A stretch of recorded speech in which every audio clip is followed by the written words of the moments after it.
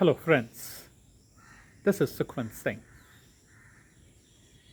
We may be very intelligent as per the standards of the world, but yet we may not be having the kind of intelligence that is needed to understand the broader picture. We may see things at the physical level and then try to interpret it in whatever way we have been trained or we have gained knowledge. But the facts may be totally different. What might appear to us to be something where we feel that someone is getting rewarded, it may be in reality a punishment, and on the other hand, what may appear to be a kind of punishment may in fact be having some kind of hidden good in it. To explain it further in details, I would try to take support of a small story.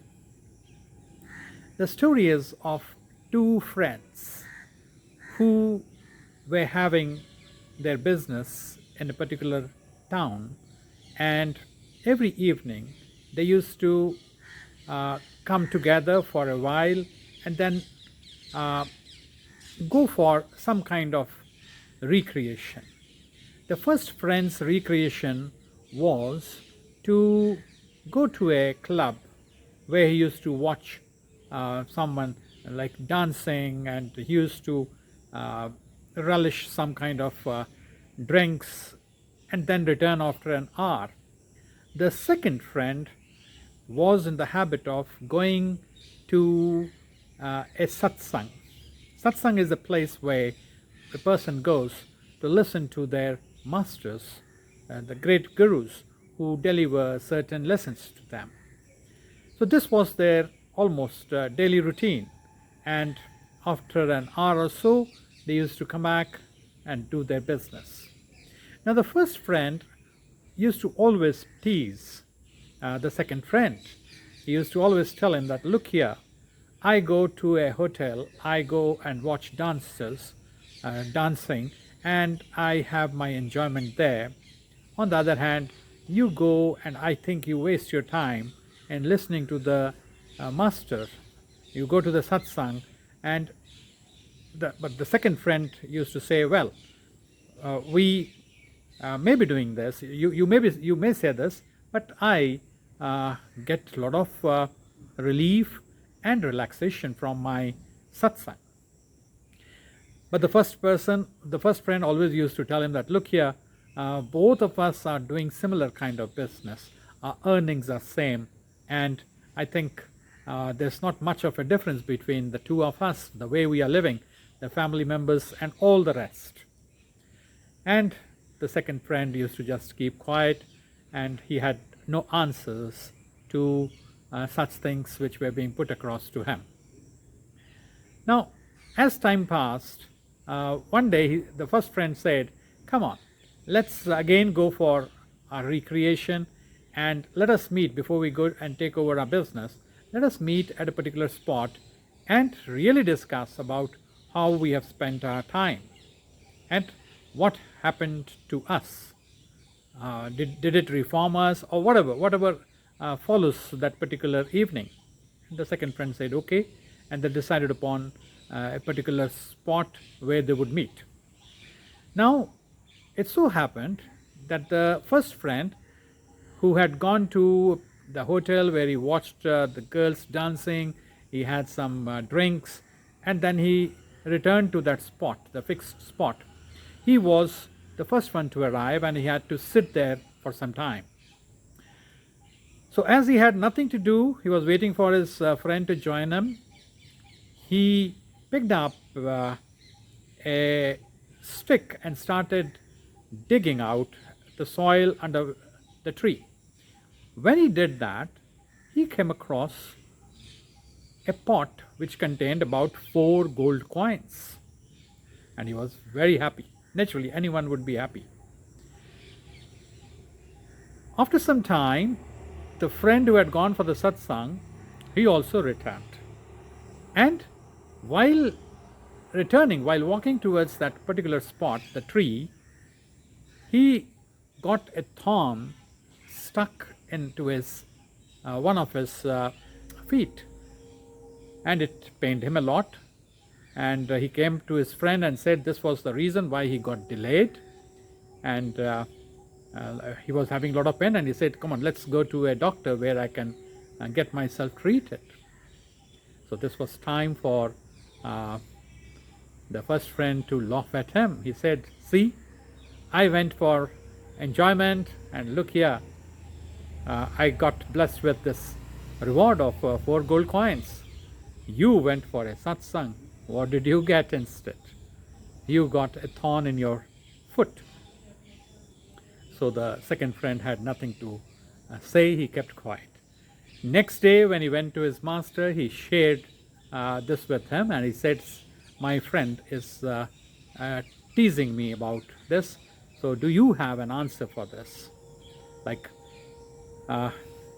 he went for merriment and got rewarded with gold coins, 4 gold coins, and I have been coming for this, and look what happened to me. Now the master was a true master. He heard him, and then he said, what appears to be a reward, in fact it wasn't a reward for him. As per his karma, as per what he had done earlier in his previous births, in this birth he was supposed to get far bigger treasure. But because of the way he was spending his life, especially the evening part, his reward of a big treasure was reduced to only 4 coins. And then the second friend asked, what about me? Why did I get hurt? Why did the thorn prick my foot? And the master said, well, according to your previous births, according to your karma, you must have done something very bad, according to which you were to meet with your death yesterday. But the way you have been living, the way you have been passing your time, whatever free time you have got, you come for the satsang, your bigger punishment of death was reduced to a mere thorn in your foot. So this is a point. Now, just to make the point clear, what I made in the beginning, that at times what appears to be a reward, it may not be a reward in a broader picture, and what may appear to be something kind of a punishment, it may not be a punishment. So in future, whenever you come across something good, be thankful to the Lord.